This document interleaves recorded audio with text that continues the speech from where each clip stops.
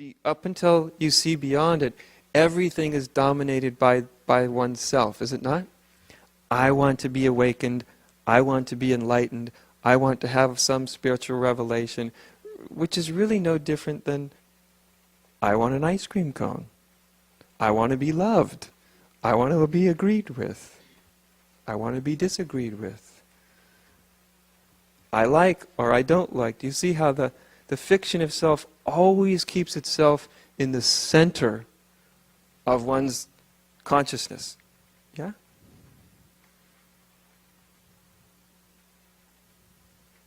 And spiritual awakening is seen through the fiction of that actually there isn't actually a self in the center of one's consciousness. That's what this term that I use, that a lot of people don't like or it frightens them, emptiness means. Right? Empty of self.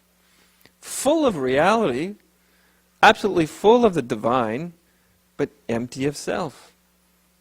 Of course, self wants it both ways. Huh? It wants to have the divine, but make sure I'm here to experience it. And if you experience it, then it wants to make sure it's there to try to maintain that experience. But anybody in this room who had even a glimpse of an awakening to real reality, one of the hallmarks is the absence of self.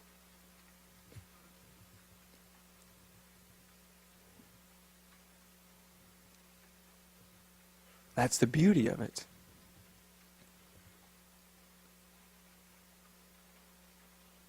And most of human beings, most of us are so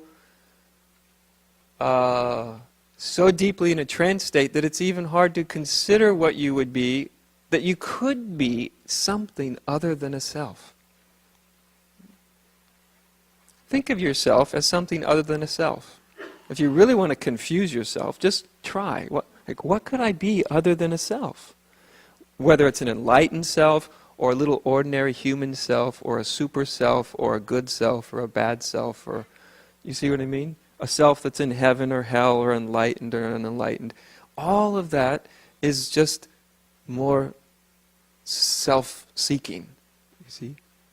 And it's really, we're so encultured into this that it's almost impossible for most people's minds to actually think of themselves, what they could be, the reality of them in any other terms other than a self. That's how complete the fiction has become. Yeah?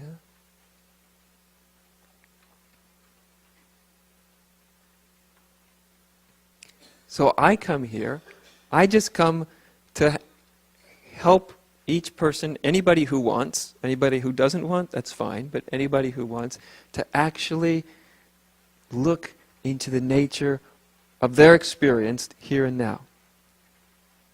And the first thing you might see, you might begin to see, even though your mind doesn't understand it, even though it's baffling, you might see there isn't actually self-nature in any of this experience. You might see it. You might see it like you see a teacup or an orange or a microphone. You're like, I see it. There's really not. Confusion is confusion. Clarity is clarity. Happiness is happiness. Sadness is sadness. Consciousness is consciousness. And there isn't a self to which all that's pertaining. You might see it.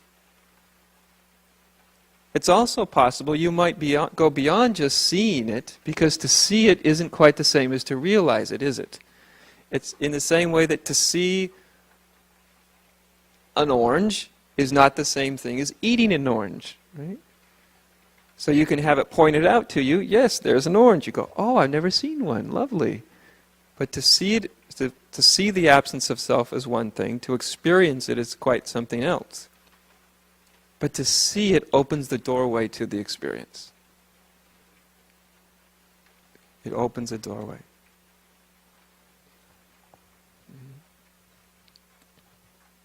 It is ironic, is it not, that the thing that terrifies oneself the most which is the absence of self, is a very terrifying notion to a lot of people, is actually the exact same thing which gives rise to liberation. The liberation from self.